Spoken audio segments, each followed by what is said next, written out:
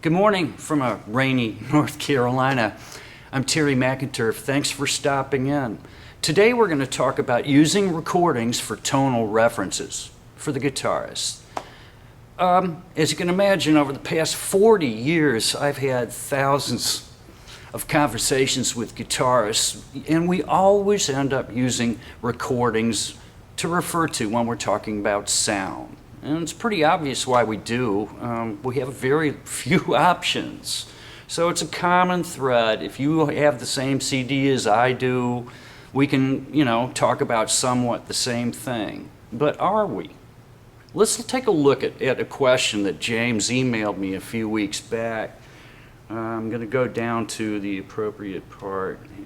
He's discussing a custom bill with me, and so we always discuss sound at length before I choose the materials.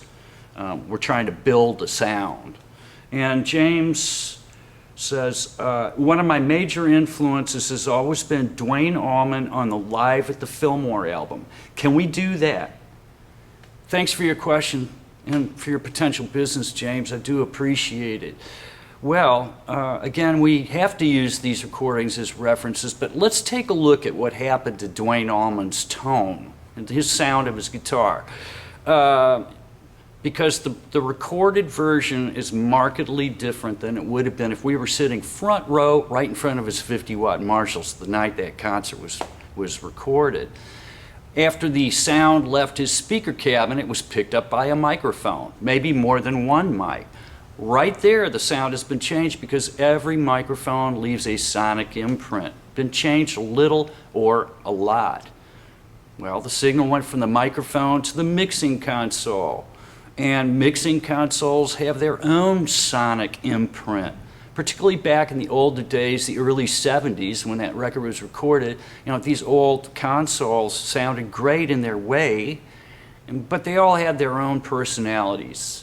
And the tone was changed simply by passing it through those electronics. And then we had limiters and compressors to shape the dynamics of his guitar track.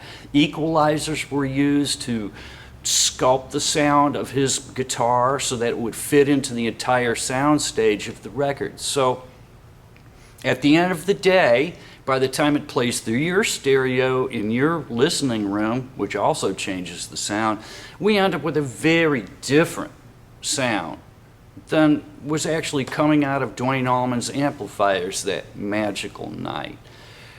Well, okay, that's kind of a drag because, all right, Terry, are you saying we shouldn't use recordings for tonal references? Well, I'm not saying that at all. We have to use them, and we should use them. I'd just like to point out the fact that we need to keep in mind that the sounds are not exactly the way they were when that performance was recorded. If you're standing in the room, it would now be different on the recording. You see, in a typical rock band, bass, drums, maybe two guitars, keyboard, vocals. In order to make a complete professional recording, each of the sounds of each of those instruments has to be changed so they don't interfere with each other. That's the hallmark of a great sounding record. Each instrument has its own place in the sound stage. There will be some overlap between, say, keyboards and guitar, bass and drums, and oftentimes we have to sculpt the sound of the whole band so that the lead vocal will be supported by the band. In other words, everything has been changed.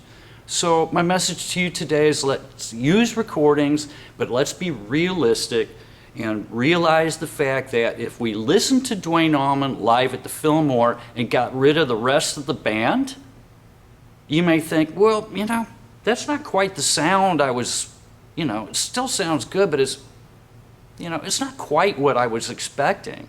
And then we get into more modern recordings with a lot more tracks, a lot more overdubs stacked one on top of each other. The more you do that, the more you have to sculpt things so that they don't clash with the other instruments. In the case of a record with a lot of parts on it, if you solo that guitar part, whoa, it's going to be really different than it sounded like in the midst of the entire sound stage. So that's it for today. Please do subscribe to this, my YouTube channel, like it if you will, and please do share the videos on the forums and you know, Facebook, wherever you tend to hang out. So until next time, thanks so much for watching, and as always, all my best to you and to your loved ones.